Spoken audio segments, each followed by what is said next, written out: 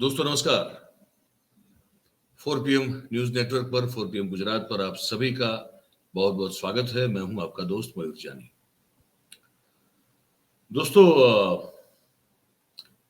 संसद का सत्र चल रहा है। बड़ी महत्वपूर्ण कुछ 31 बिल है वो पास होने हैं, पर वो चल नहीं पा रहा है। और चल नहीं पा रहा है एक हमारे जो प्रधानमंत्री जी है उनकी बहुत पुरानी जो जिद है उसके कारण।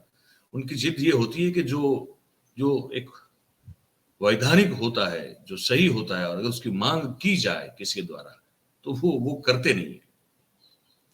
जैसे कि वैधानिक है, बिल्कुल संवैधानिक है और सही है कि आपने संसद सत्र के शुरू होने से पहले जो बात मणिपुर में हो रही हिंसा और जो दो हमारी बहन बेटियों के साथ जो निर्लज्ज और अमानुषी बर्ताव हुआ उसको लेकर आपको मजबूरन जब बोलना पड़ा, या तो एक तरह से फोर्सफुली बोलना पड़ा, तो वो भी आपने जब बोला वो संसद सत्र शुरू होने से पहले संसद भवन के बाहर खड़े होकर बोला। आप एक चुने हुए प्रतिनिधि हैं जनता के, और उसके साथ साथ आप उन सब चुने हुए प्रतिनिधि जो है उनके द्वारा चुने गए एक सबसे मुख्य प्रतिनिधि है इस देश को चलाने के लिए प्रधानमंत्री के तौर पर। तो आपका दायित्व बनता है, आपका कर्तव्य बनता है कि आप संसद में भवन में खड़े होके आप इस मुद्दे पर अपनी बात रखें, जो कि आपने सिर्फ 36 या 40 सेकंड में संसद के बाहर खड़े होकर कर दी। और ये मांग जो है वो विपक्ष कर रहा है और वो ये मांग जायज है, और आप इसको नहीं मान रहे हैं। आप संसद भवन में आ ही नहीं रहे हैं, मतलब कि वो जो लोकसभा हो या राज्यसभा हो, आप वहां उपस्थित नहीं है। आपको पता है कि आपके इस बर्ताव का देश में तो जो मैसेज जा रहा है वो जा ही रहा है, लेकिन विदेशों में जहां आप जाने के शौकीन हैं, जहां जाकर आप जो हैं वो इंडियन डायस्पोरा की जय जयकार से अपना सीना और चौड़ा कर लेते हैं और फिर वही दृश्य यहाँ पे अपने भक्तजनों को दिखाकर और वाहवाही बटोर लेते हैं। उन विदेशों में अपनी जो छवि है, हमारे देश की छवि है, वो इतनी इस 3 महीने में इतनी इतनी धुंधली और इतनी धूमिल और इतनी खराब हो रही है कि आप पूछे मत। और मैं कोई ये बात का कोई मतलब ऐसे ही मिर्च मसाला लगा के आपको कुछ ऐसी बात करने के लिए नहीं आया हूं। आप जब फ्रांस में थे प्रधानमंत्री जी, तब आप सबको याद है, हम सबको याद है कि यूरोपियन यूनियन की जो पार्लियामेंट मिली थी उसमें मणिपुर पर बातचीत की गई थी।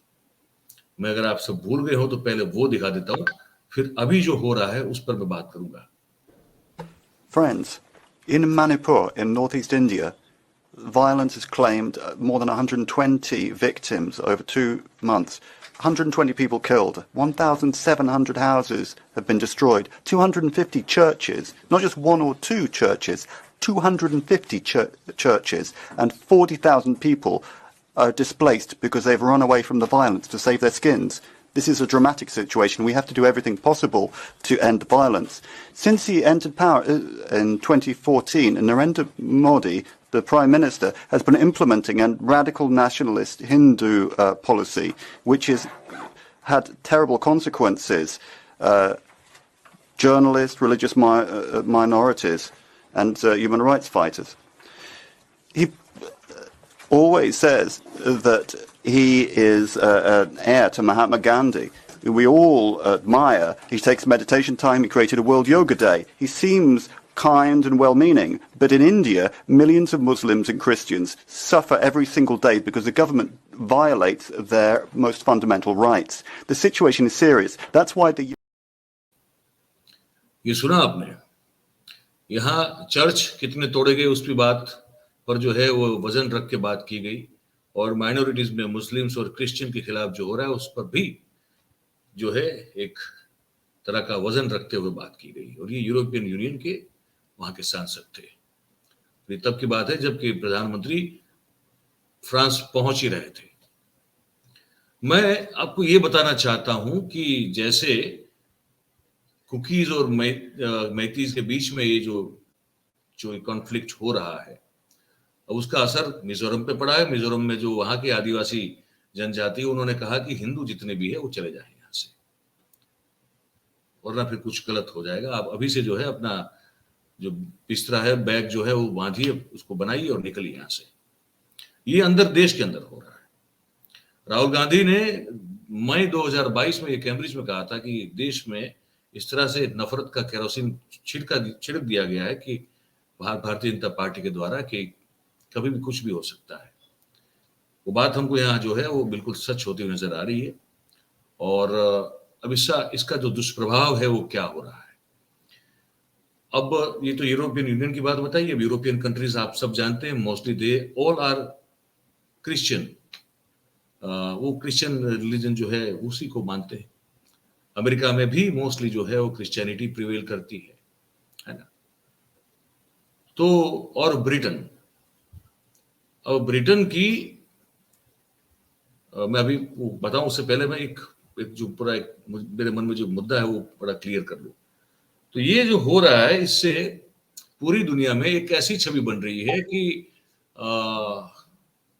फंडामेंटलिस्ट हिंदू, जो रेडिकल हिंदू है, वो क्रिश्चियनों को टारगेट करके उनका एथनिक क्लींजिंग कर रहे हैं। चर्चिस तोड़ रहे हैं, जला रहे हैं, महिलाओं पर दुष्कर्म कर रहे हैं, बच्चों को मार रहे हैं। ये मैसेज अब पूरी दुनिया में और विशेष रूप से क्रिश्चियन रिलीजन की जो जितने भी देश हैं उन सब में जा रहा है।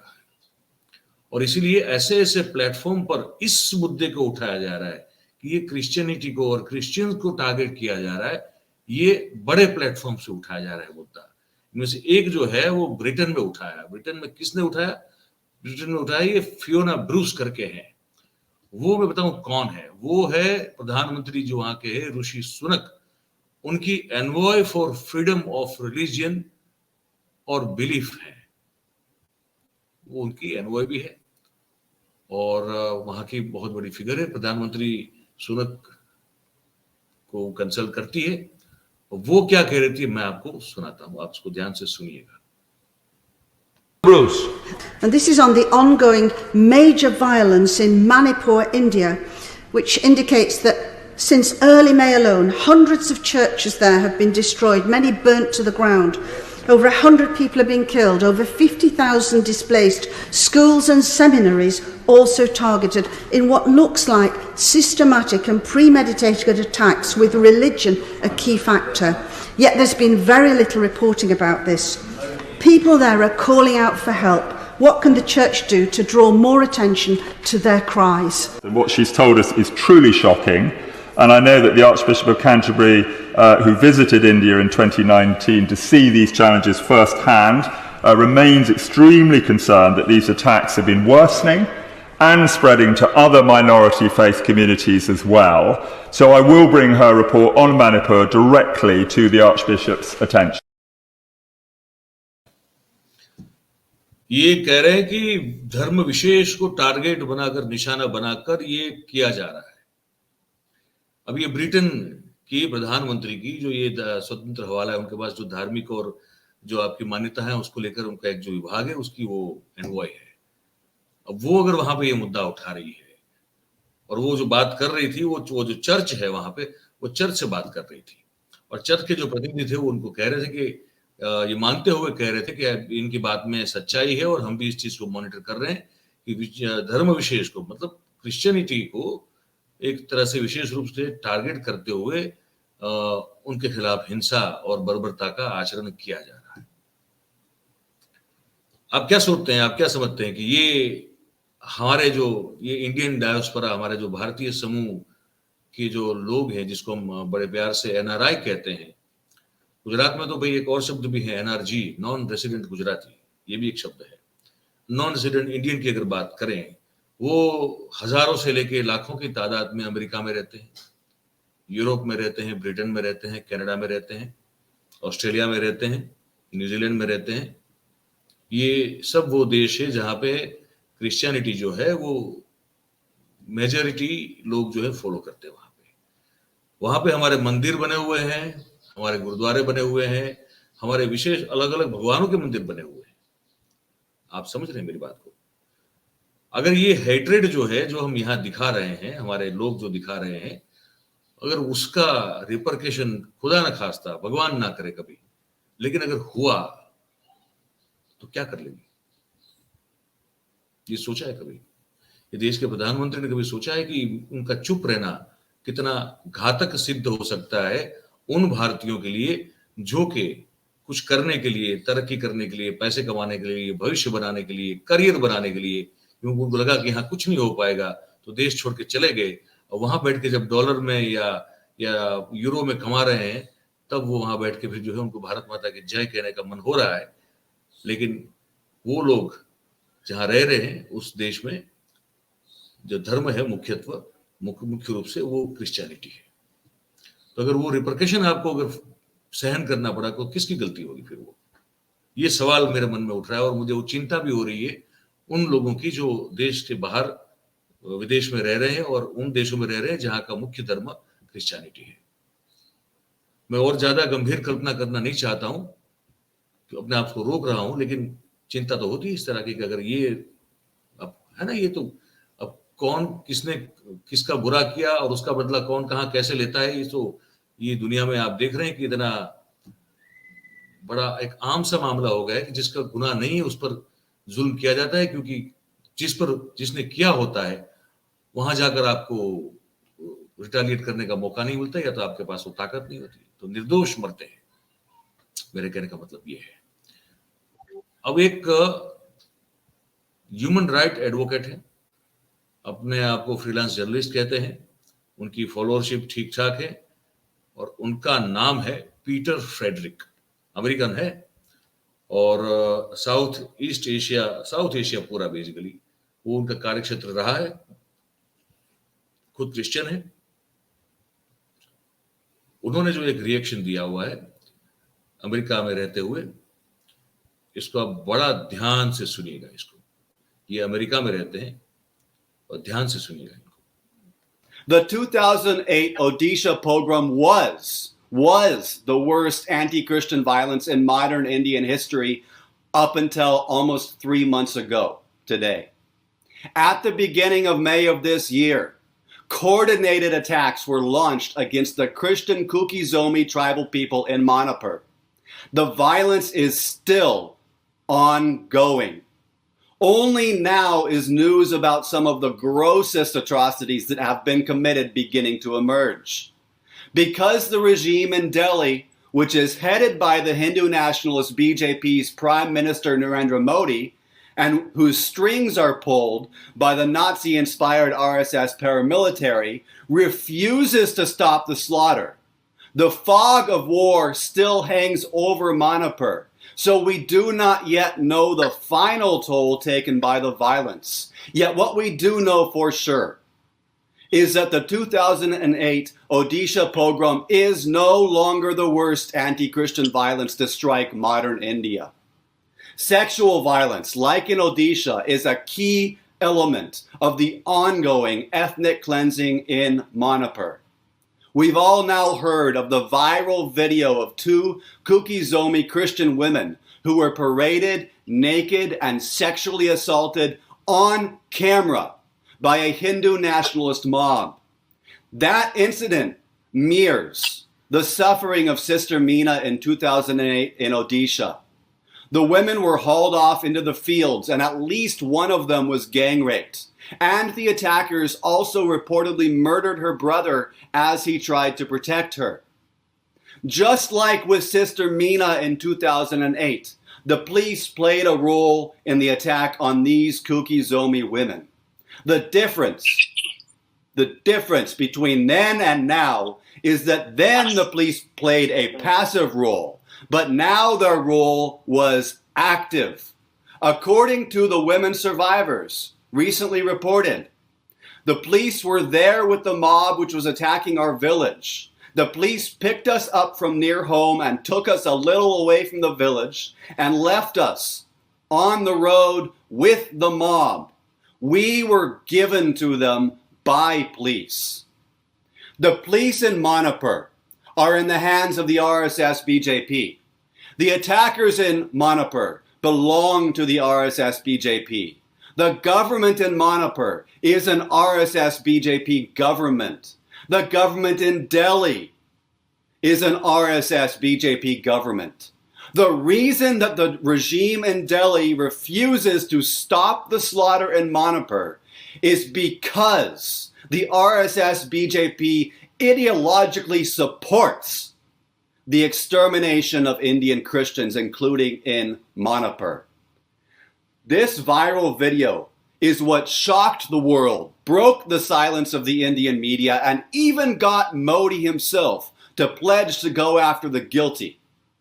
But it wasn't enough to get Modi to condemn the ongoing violence. It wasn't enough to get Modi to call for peace. And it was not enough to get Modi to visit Manipur and stand in solidarity with the Kuki Zomi Christians who are being massacred right now. सुना आपने इसको ठीक से? ये कह रहे हैं कि और हर एक बार जब भी वो कुकीज महिलाओं का जिक्र करते हैं वो पीछे क्रिश्चियन लगाते हैं।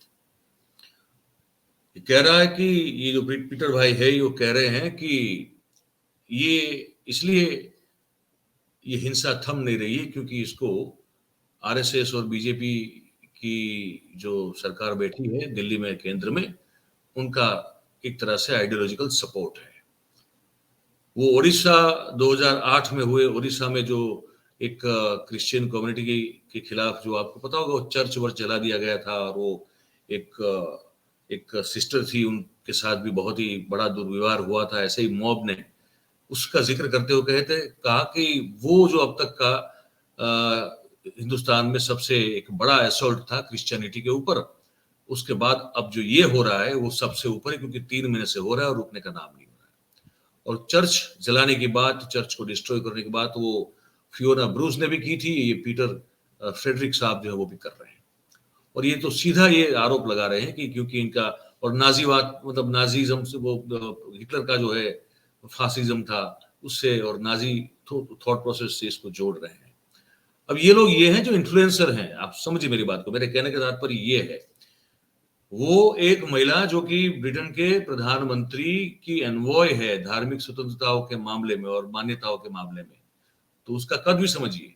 और ये जो सज्जन है वो पीटर फ्रेडरिक वो इन्फ्लुएंसर है और उनकी बातें वहां उनका एक वर्ग है जो सुनता है।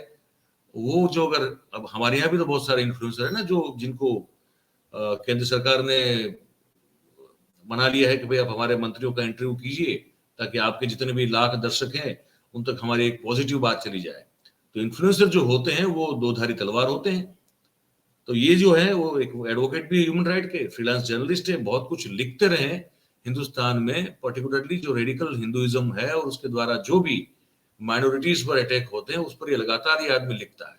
तो अगर ये आदमी की बात अगर 2 लाख लोग या 5 लाख लोग या 10 लाख लोग अमेरिका में सुनते होंगे तो उसमें से ये जो कह रहे थे वो बड़ा एक क्लियर कट माइंडसेट के साथ ये पीटर फ्रेडरिक अपनी बात कर रहा था। तो उस बात का कहीं ना कहीं वहां भी तो असर होगा, तो उसका रिएक्शन क्या होगा, मैं इस बात से चिंतित हूं। तो ये मुझे आपको बताना था। ये क्या है, ये जो अभी बोल रहा था पीटर फ्रेडरिक भाई, तो ये भी कह रहा था कि ये अभी भी उतना काफी नहीं है, हिंसा जो हो रही है उतनी काफी नहीं है कि भारत देश के प्रधानमंत्री मणिपुर जाए और मणिपुर में जो क्रिश्चियन कम्युनिटी जो कि अभी पीड़ित और जिस पर हमले हो रहे हैं वो उनके साथ खड़ा होके वो उनके साथ है ऐसा जताने की कोशिश करे। ये अभी भी जो हो रहा है वो उतना काफी नहीं है कि इनको ये करने की जरूरत पड़ जाए। तो ये बहुत बड़ा एक क्रिटिसिज्म जो है, बहुत बड़ी एक निंदा या तो टिप्पणी जिसको कहें, वो हमारी आज की जो केंद्र की सरकार और हमारे जो प्रधानमंत्री है उसकी ये हो रही है अभी। और मैंने कहा कि ये कोई ऐसे लोग नहीं है कि 2 वैसे पान के गले पे होके खड़ा होके बोल दिए, ये लोग जो कहते हैं तो उनकी बातें सुनी जाती है, तो उनका असर भी होता है। यूरोपियन यूनियन में जो सांसद बोल रहे थे उनकी बात हो या ये फियोना ब्रूस जो कि प्रधानमंत्री ऋषि सुनक की एनवॉय है इस मामले में, धार्मिक स्वतंत्रता के मामले में और मान्यता के मामले में, या ये पीटर फ्रेडरिक हो। तो मेरे कहने का मतलब ये है कि अगर ये रिएक्शन अगर वहां से हमको आ रहा है, जहां जिस देश में क्रिश्चियनिटी जो है वो एक बहुत बड़ा रिलीजन है, तो अगर अभी, क्योंकि हमारे प्रधानमंत्री देश में कोई कुछ बोलता है तो ज्यादा सुनते नहीं है, लेकिन बाहर से कोई आवाज आती है तो फिर उधर बड़ा कान लगा के सुनते हैं। तो मैं चाहूंगा कि सुने, और जो छवि बहुत खराब हो रही है और जिस दिशा में हम लोग जा रहे हैं उससे हम बच पाए, अभी भी कुछ अगर करें तो भी बहुत सही होगा, लेकिन करना होगा हमको। तो ये हमको आपको बताना था। तो अब बताइएगा, अब आपको हमारी बात ये जो हमने रखी है आपके समक्ष वो कैसी लगी?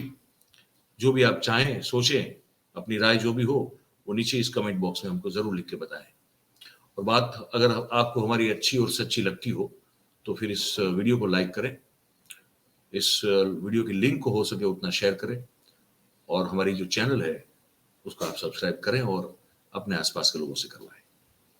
आप सब हमारे साथ इस कार्यक्रम में जुड़े, आप सभी को बहुत बहुत धन्यवाद करते हैं। Thank you very much. नमस्कार।